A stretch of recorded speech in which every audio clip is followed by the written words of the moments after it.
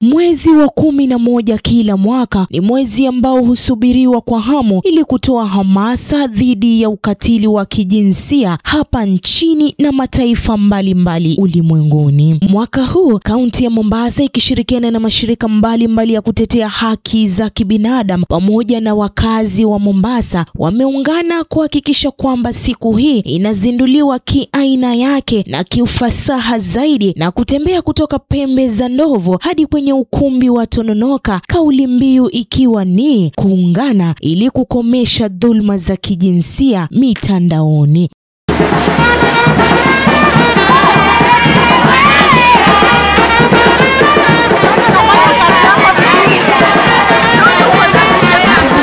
Hayakuwa matembezi tu, ilikuwa nafasi ya wakazi wa Mombasa kuinua sauti zao na kusema kwa pamoja tuungane ili kukomesha dhulma za kijinsia mitandaoni. Ukatili wa mtandaoni umeongezeka kutoka kudhalilishwa, vitisho hadi kusambaza taarifa au picha bila ridhaa. Jina naitwa Janet Molo, nafanyia shirika linaitwa Collaboration of Women Development.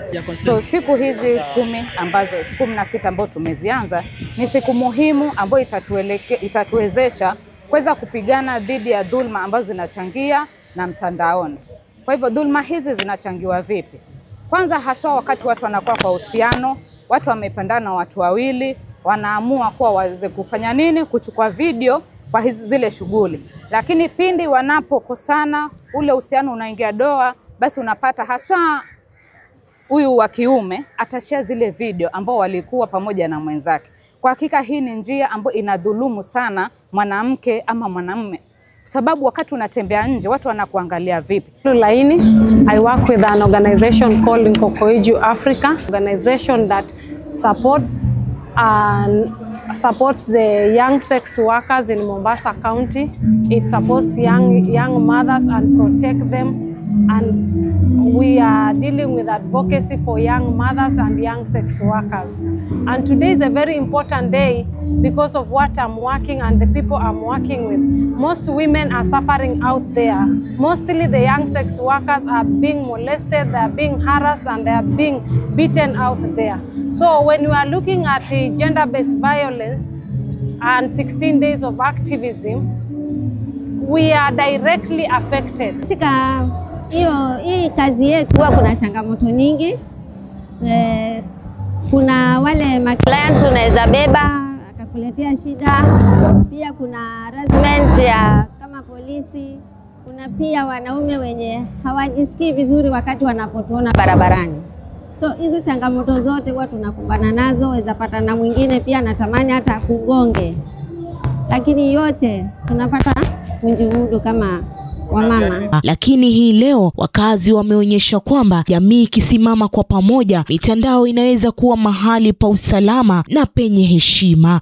Pishita huu ujumbe kwa jamii yote, jaribuni kabisa wakati tunaona mambo ambayo si nzuri, mambo ambayo yanaenda kinyume na taadima zetu, inaenda kinyume na hata zile njia ambayo Mwenyezi Mungu anataka, tujaribu kukomesha. Tunaanza sisi wenyewe. Women, we should report these cases because of this year's theme. It is unite to end digital violence. As we can see, digital violence has escalated, especially in the social media platforms. So I want to urge my fellow women, whenever you face cyberbullying, cyber harassment, do not be afraid to go and report. Usiogope, tuko hapa kuhakikisha kwamba umepata justice that you deserve as a woman. So whenever you face these injustices, ensure that you take any screenshot, do not delete any account. Hakikisha umeenda kwa kituo cha sheria ili uripoti hizi kesi. Hizi kesi wanawake wengi wanasema ni sawa tushazoea, lakini ukishazoea kweli unajipatia haki kweli? Siku 16 hizi ni muhimu kwa sababu zinatukumbusha kutafakari, kuelimika na kuchukua hatua za kulinda haki na utu wa kila mtu mitandaoni na nje ya mitandao. Today it's a very important day, especially for the women, not only in Kenya but in the whole world, because we're celebrating this day because this day was commemorated since 1991.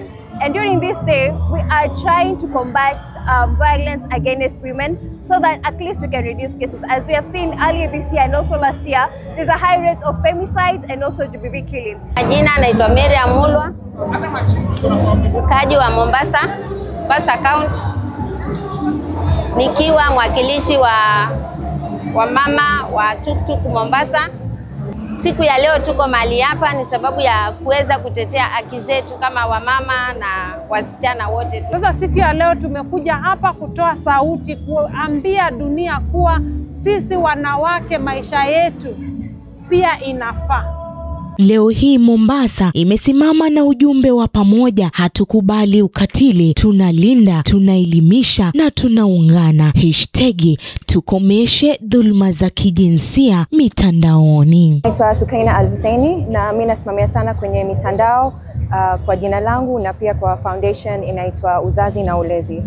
My conversation today will be based on children, focused with TFGBV, so technologically facilitated gender-based violence specifically for kids. And what we need to do, personalities online, need to create awareness to make sure watu wajua what is happening in the community. Pili, ku-educate. So what happens kama how to protect watoto wetu. Kwa hivyo wazazi kuwafundisha vitendo, vipi kuwafundisha watoto na wao pia vipi kusimamia protect them kwenye online spaces. Ya tatu ni ku-create safe space. So how do we make sure that our children are safe online? How do we protect them? So from educating them about the importance of digital spaces, kisha kama kitu yaendelea wazungumze na nani. Kuna helpline, kuna numbers weza kupiga, kuna email weza kusend, kuna kila aina vitu. Sasa ni sisi sasa responsibility yetu kujulisha wadogo hapa ndo you need to go kama hivi vitendo vafanyika kwako. Na kisha sisi as wazazi na community leaders na even community at large lazima to protect watoto, si wetu peke yetu lakini wa wenzetu. Tukiona mtu labda picha zake zinasambazwa na watoto wadogo, lazima tudilishe serikali pate wao pia washikwe. Ni job yetu kuprotect watoto wetu and the future generations, and we need to create a better environment for everyone to be protected from this gender-based violence, specifically online. Imekuwa siku ya kuelimisha, siku ya kutoa matumaini kwa jamii. Nimekuwa msimulizi wako Susan Umazim.